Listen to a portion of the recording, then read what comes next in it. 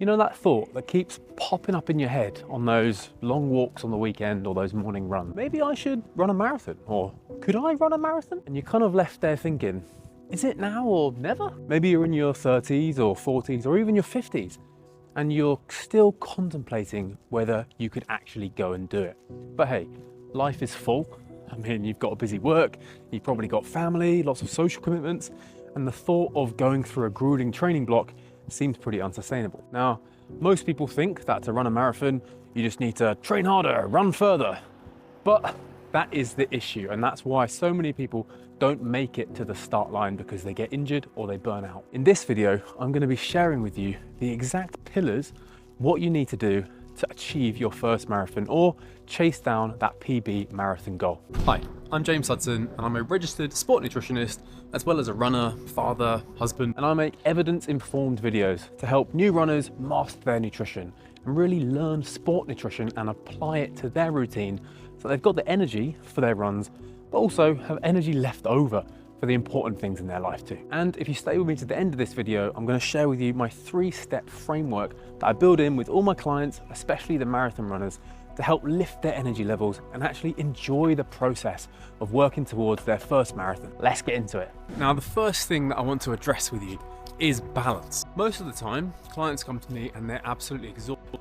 That kind of makes sense because they're trying to cram a huge amount into their routine, into their life, into their work schedule, and actually the runs are somewhere down here in the priority list. They love running, but it's a squeezing it in if I can. First thing we need to address then, if we're going to be building going through a marathon phase, is we need to bring that running slightly higher up the priority list. If you have just started a running program, maybe using the Runner app, or you've even got a coach, fantastic. They might be scheduling you some running sessions. I would highly recommend planning in the timings of when you're actually going to do those runs into your routine. What that will allow you to do is have some structure around your fueling. If I ask you now to be critical with your nutrition habits, are you currently just winging it?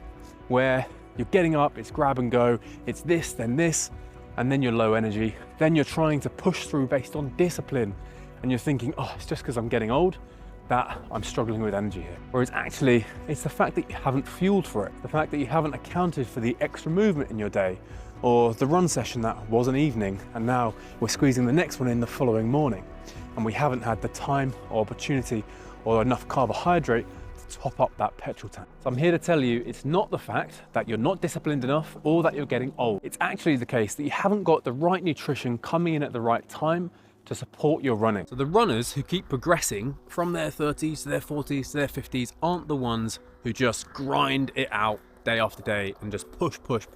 No, it's the ones who train and fuel smarter. So if you're thinking, oh, I just can't wing it anymore like I used to when I was 25, if there's that much chaos going on in your routine, then what we need is a plan. Okay, so here are the 4 pillars that you must be thinking about if you're going to be training towards your first marathon or chasing down some marathon PB time. These are 4 of the most critical things that you have to get right, or otherwise your house is going to fall down. These are literally the foundation. Instead of focusing on the 1%, the AG1 greens or the creatine, no, let's focus on the basics.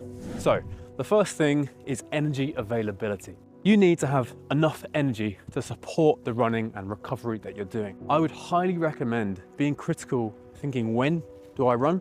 Am I a morning runner? Am I an evening runner? Then, do I have enough food coming in before and after those runs? If I'm a morning runner, can I have a little mini pre-fuel? Maybe it's just a handful of dried fruit or a small bowl of cereal. Is there something coming in? And then do I have something structured coming in afterwards? If I'm an evening runner, have I had some carbohydrate coming in my lunch meal? Could I have a little mid-afternoon snack so that I've got fuel for my run? Am I then having enough food afterwards? If you're trying to do this and also lose weight at the same time, I'm gonna link you to a video that I just made, which is designed for runners who are trying to lose fat mass at the same time. But energy availability, absolutely critical. The second thing we need to be focusing on is hydration. Now, this is because a lot of the times when marathons are done nowadays, it could be a freak hot day. And I find so many marathoners go through their whole grueling training block only to be too dehydrated on the day and have to stop or walk or end up in a medical tent. How do we fix this? We start building fueling, but also hydration habits while you're running. What do I mean by this? Simply drink to thirst. However, most runners do not listen to their thirst signals while running, because to be honest, you don't need to. If your runs are only up to an hour, you can get away with not running. You'll just get dehydrated, but you won't get dehydrated enough for that to affect performance. However, if you're going to be running a 3.5, 4.5, 5 hour marathon, you're going to be out there for a long time. So there's long enough time for that dehydration to affect performance. If then on it gets to the hot day, or if you haven't trained your gut enough to get the fluid in and it's there and it's just sloshing around and feeling horrid, you're going to really struggle. So if you're going out for a long run, even if it's 45, 50 minutes, I would highly recommend taking some fluid with you. Then practicing drinking and listening to those thirst signals. Am I thirsty? Yes, I'm going to drink. Afterwards, so when you get back from your run, I also want you to continue to drink to thirst.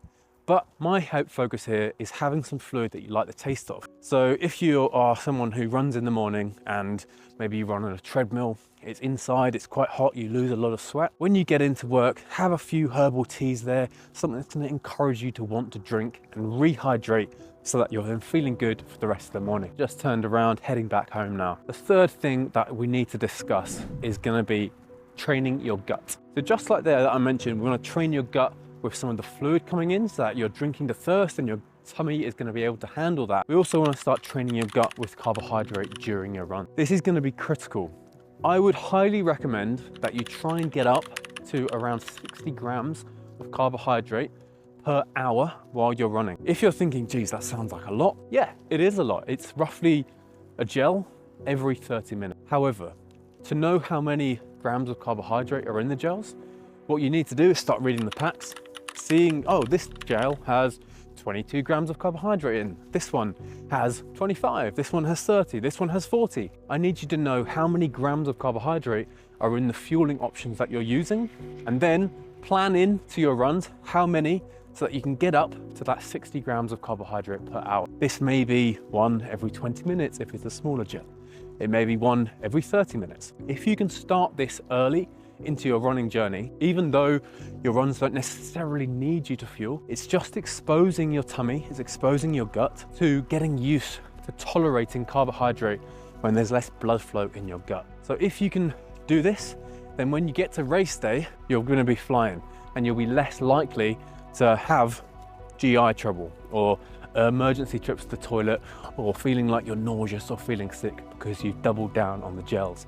You'll simply be able to follow the strategy that you've done throughout your marathon training process. The fourth pillar that you need to be focusing on is sleep. I mean, it would be absolutely criminal for me to be talking about all the pillars that you must do to help manage and tolerate this marathon training block without focusing on good sleep and good recovery. So instead of just preaching here that you must try and get your 8 hours, I simply want you to be critical with your sleep habits. You've probably heard about some of the sleep hygiene principles, things like having a cool room, having dark lights in there, not using too much screen time. Pick one or two of those things and try and apply it so that you can have better quality sleep. It will honestly allow you to rest and recover so much better than taking the latest magnesium supplement. If we can put the habits in place around getting good quality sleep, ideally trying to get 8 hours, if we can squeeze that in, which might mean going to bed a little bit earlier.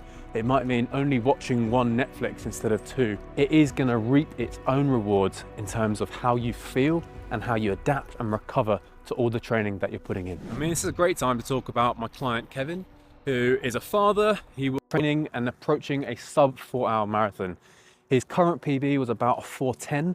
So he wanted to shave off those 10 minutes and really push towards that big goal. We, instead of trying to do all this fancy stuff, we just nailed the basics. We put those 4 pillars into place, we reviewed them, we applied them to his routine. And despite being super busy with work, with travel, he was also a football fan, so taking trips to go and support England. Well, despite doing all of that, he was still able to come right the way down and come absolutely criminally close to the sub 4.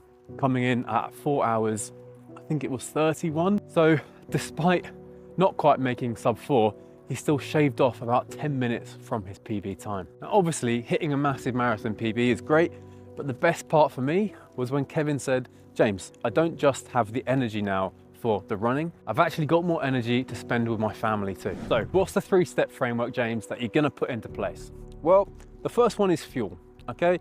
Whether it's during your runs or before, we're gonna make sure that you're topping up your petrol tank going into those runs or fueling with carbohydrate during. If you can get that right, the running is gonna feel easier. You're then not only gonna be feeling better in your runs, but you're actually gonna get a bigger stimulus from them. So you're gonna adapt faster too. The second one is recover. So we've done our fueling, but now we need to recover from them. If we can put in carbohydrate and protein after our workouts, then again, we're gonna adapt faster because the body is getting what it needs to drive all those adaptation pathways. The good news is that when you're doing this, is also gonna give you energy for the other important parts of your life. Remember, recovery isn't just about food, it's also about getting those sleep habits right too. The third thing is hydration. So I see it so often, clients go through and then it just all falls apart on the day because they haven't taught their body how to drink to thirst on the runs. So take some fluid with you on your runs and practice drinking it. If that means you have to get a running vest, if it means you have to work out where your bottles are gonna go or do a loop and store some bottles somewhere, we need to work all those things out so that on the day, you're able to execute your hydration strategy. So if any of this resonates and you start building your own fueling strategy, but you want a little bit more guidance, then consider the Performance Accelerator program, which is the sport nutrition coaching program that I run with clients to put all of this stuff into practice to actually see results that last. Finally, if you're curious about my own personal fueling strategy and how I was putting these things into practice, I documented all of this during my marathon sub 3 hour goal, and you can check that out on the series via the link here.